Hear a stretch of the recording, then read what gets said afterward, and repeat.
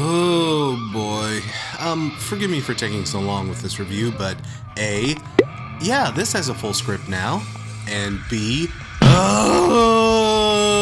guys, I did not want to walk into this one with a negative attitude. Believe me, I really didn't. Suicide Silence's last album, Don't Stop Me, was a treat, a downright pleasant surprise. It came about this close to making my best of the year in 2014, which is why I was so initially excited to hear that these guys were dropping a new album this year, but oh god!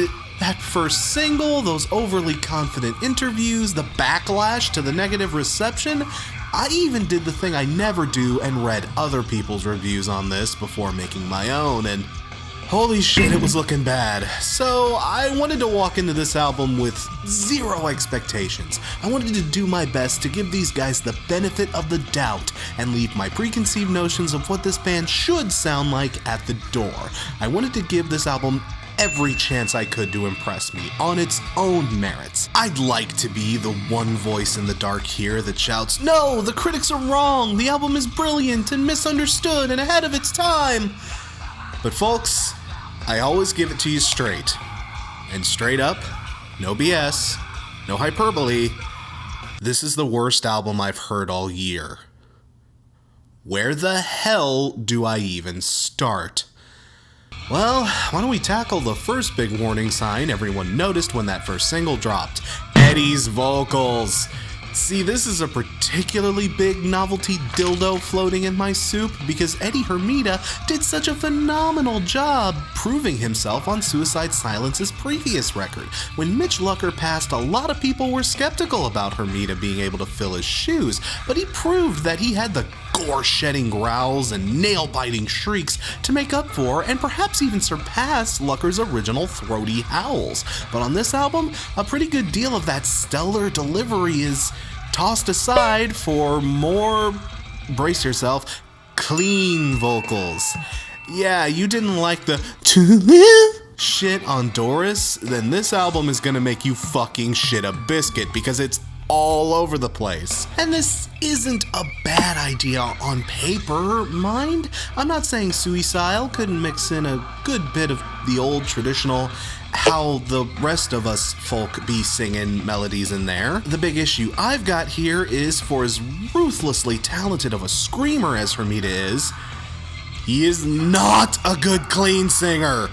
Like, damn, whenever he busts out the clean pipes, it always sounds wonky and unprofessional. Hermida is often either ridiculously off-key or is so warbly and squeaky it's insanely hard to take seriously. It sounds like y'all are trolling here. Were y'all trolling? And on the slower tracks like Run and Conformity, oh yeah, there's slower tracks on this album too, full-blown ballad-esque type shit. The last album had Corpse Grinder, this album has monster ballads. Jesus Christ. Yeah, on those tracks especially, Hermida's terrible vocal performance borders on karaoke levels of poor. This is maybe one of the few times in metalcore where I would have been perfectly fine to say, okay, bring in the auto-tune, let's bring me the horizon this mess into something listenable. Again, given Eddie's skills as a shrieker, it's downright tragic, but even the shrieks on this album don't do much to save it, or the instrumentation as a whole for that matter. Hell, we can put up with shitty vocals as long as the music kicks ass, right? Well, yes, we could, but the music here is also just terribly arranged and constructed. It's hard to describe without just listening to it yourself, but everything feels disjointed. There are good riffs, good breakdowns, and even good transitions here and there, but anytime a song starts to gain its momentum, it often takes a drastic shift into another style or a mismatched tone. Or what happens more often than not is the song will just slow the fuck down to a crawl and start sounding like shitty nu metal. It's like the guys just wrote a bunch of random riffs and breakdowns, and instead of crafting songs that would help accentuate those moments, they just took what they had and duct taped it all together into a messy little ball and said, "That's a wrap."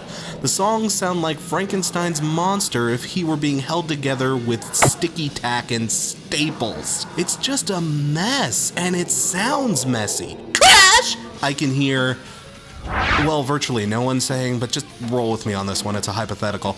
You're just a Luddite who doesn't understand complexity. This album is way over your head. It's ahead of its time. In 10 years, this will be the best thing ever. And I get to say I told you so because I'm the smartest smart, whoever's smart. A, you're a cunt. Die. B, no, I didn't misunderstand what this album is trying to do. It's attempting to blend their death/metalcore sound together with nu metal and second wave nu metal aesthetics into a new sound that's both rooted in the past but accessible and new sounding to the present. I know exactly what they were attempting here. It's just that they failed. Hard. Very hard. And again, I hate being that critic. We should encourage bands to experiment and try new things. It's important for groups to step outside of their comfort zone and try to break new boundaries, so I have to at least applaud the band for being so bold as to make something this innovative, but that's the risk you take when you try a shift in sound this bold. For every one Wilbur and Orville Wright, there's going to be a dozen Otto Lilienthals who try the same thing and end up with broken necks. If I could describe this album in one word, it would be misguided. Guys, I'll give you credit for trying, I honestly will. And hey, judging by all the weird giggling and goofing around outtakes that you left in the final cut of the album, it sounds like you at least had fun making this thing, but there's one key thing you guys seem to have forgotten in the process of making this album. Just because you're having fun doesn't mean we are. Suicide Silence gets 1.5 broken hang gliders out of 5.